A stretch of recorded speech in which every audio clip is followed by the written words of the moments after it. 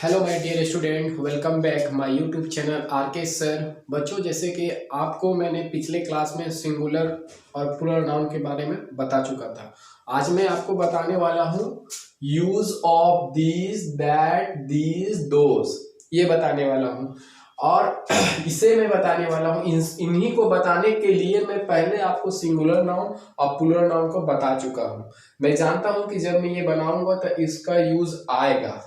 इसी को कहते हैं हम स्टडी सीक्वेंस। अगर हम पढ़ा रहे हैं तो उसका सीक्वेंस क्या होना चाहिए, ताकि जैसे कि मैं आपको एग्जांपल दिया था कि अगर मैं मल्टीप्लाई सीखता हूं तो उससे पहले आपको टेबल याद करना बहुत जरूरी है, वरना मल्टीप्लाई आपको समझ में नहीं आएगा। इसी तरह से हर एक सब्जेक्ट का एक सीक्वेंस होता है, ठीक है। उसी सीक्वेंस को मैं इसे आपको समझाने के लिए मैं ये क्लियर कराया था। एक बार इसे रिवाइज करता हूं ताकि ये आपको काफी आसान हो जाएगा समझना, ठीक है। चलिए, यहाँ मैंने आपको पिछले क्लास में singular noun to plural noun में कैसे जाना वो बताया था, उसका सारा नियम बताया था। सिंगुलर नाउन का मतलब एक वचन होता है, प्लूरल नाउन का मतलब बहुवचन होता है, ठीक है। मान लीजिए कि यहाँ पर एक फैन है, मतलब यहाँ एक फैन है, ठीक है, एक पंखा है, ठीक है। अगर उसको हम प्लूरल नाउन में करते हैं मतलब एक से अधिक, दो तीन चार, पर एक से अधिक मतलब बहुवचन हो जाएगा। सेम उसी तरह से यहाँ चेयर है और यहाँ चेयर्स है, मतलब ये एक चेयर को डिनोट कर रहा है, और ये चेयर्स मतलब एक से अधिक चेयर, दो तीन चार पांच भी हो सकते हैं, ठीक है। ये चेयर्स हो गया, ये एक वचन हो गया, ये बहुवचन हो गया। ये एक के बारे में बताता है, ये अनेक के बारे में बताता है, ठीक है। इसी का यूज से, इसी का हेल्प से हम दीज, दैट, दीज, दोज सारा का हम समझ लेंगे, ठीक है। देखिए, मैंने आपके लिए यहाँ लिखा है कि दीज का मतलब होता है यह, और ये दीज का मतलब होता है ये, ओके। दैट का मतलब होता है वह, और दोज का मतलब होता है वे, ओके। अब इन दोनों का काम क्या है पहले ये देखेंगे, ठीक है। ये देखिए, दीज, ये दीज और दैट के लिए हम क्या यूज करते हैं, इज, और ये दीज और दोज के सामने हम क्या लिखते हैं, आर लिखते हैं, ठीक है। कहने का मतलब है, कहने का मतलब है कि मान लीजिए एक पंखा है, आपके पास एक पंखा है। अगर आप एक पंखा को इंडिकेट करते हैं, ठीक है, इशारा करते हैं कि यह एक पंखा है या यह पंखा है, अगर एक पंखा के बारे में बोलते हैं तो आपको बोलना होगा दिस इज, एक पंखा है तो ए फैन भी लगा सकते हैं, ठीक है।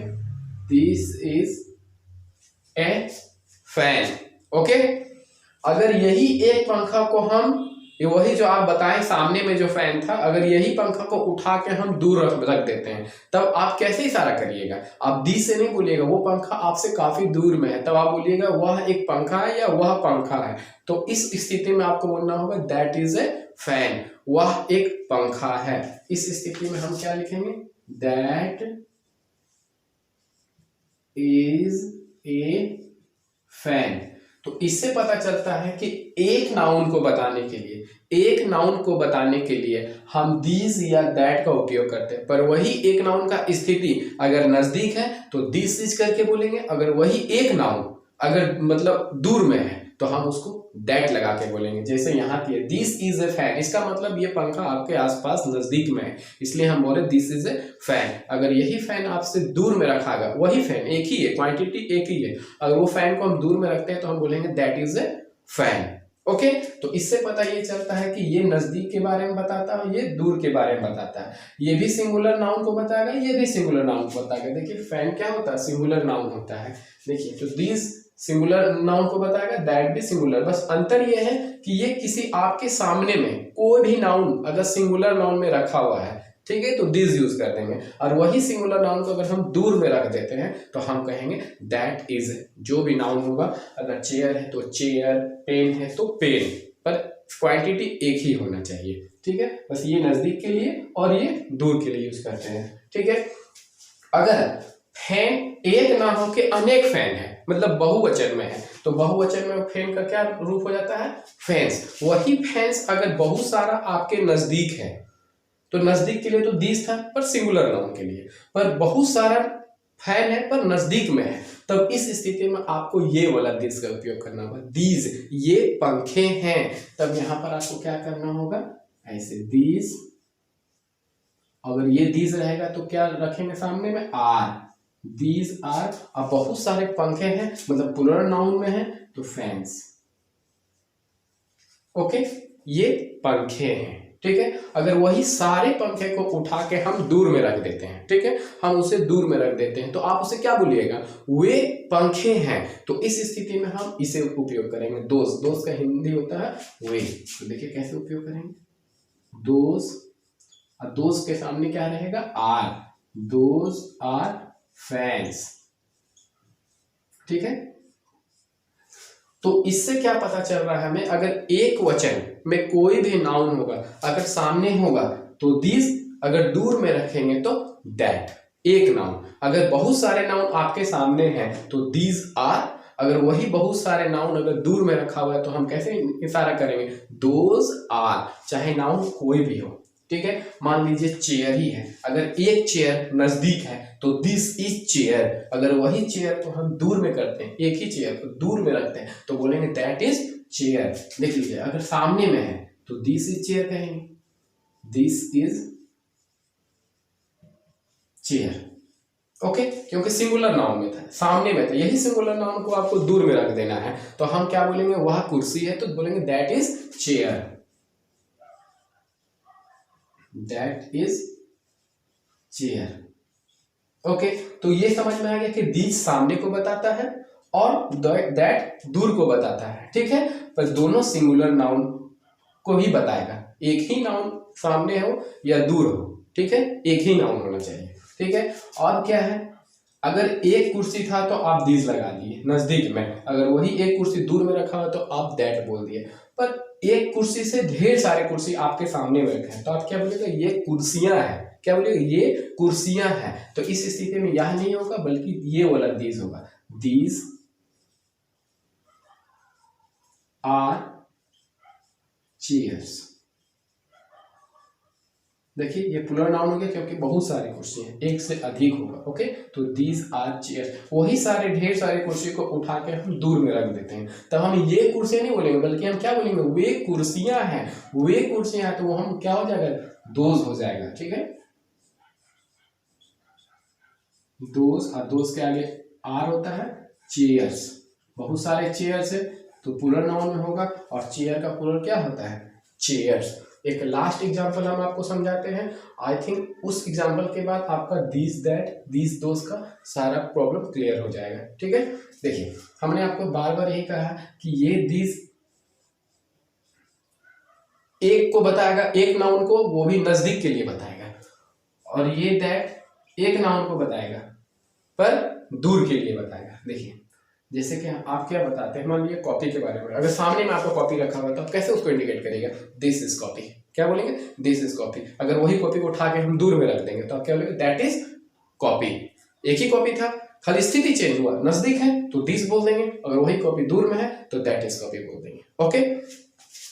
दिस इज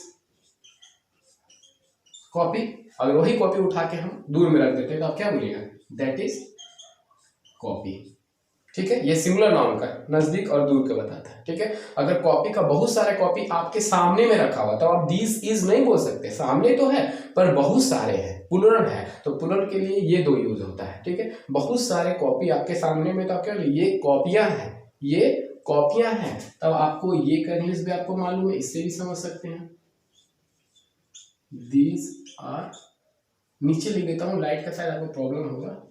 और कॉपी का प्लूरल क्या होता है, देखिए कॉपीज, आपको पिछले में बता सके वाई हटा के आईएस लगाते हैं, कॉपीज।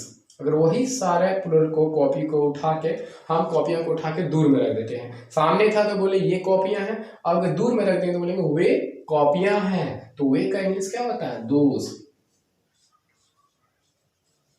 दोज किस का आगे क्या लगता है, आर, दोज आर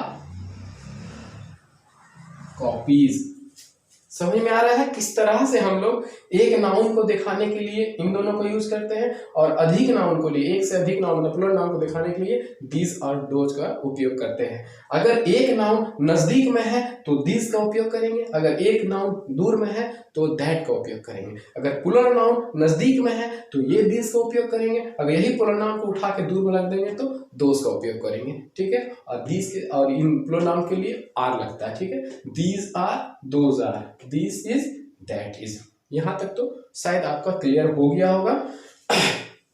इसके बाद आपको दिस और दैट का और दिस और दोस का कभी प्रॉब्लम नहीं होगा। बस आपको यही याद रखना था कि ये दिस सिंगुलर नाउन को बताएगा और ये दैट भी सिंगुलर नाउन को बताएगा। स्थिति चेंज होता है कि ये नजदीक में हम लोग यूज करते हैं दिस इज ए फैन या दिस इज फैन, एक ही फैन थे, और वही तक कंडीशन स्थिति चेंज करके दूर में रखते हैं तो क्या बोलेंगे, दैट इज ए फैन। अगर फैन बहुत सारे हैं तो दिस आर फैंस यहाँ पर है सामने में, अगर वही फैन बहुत सारे उठा के वहां रखते हैं तो दोज आर फैंस।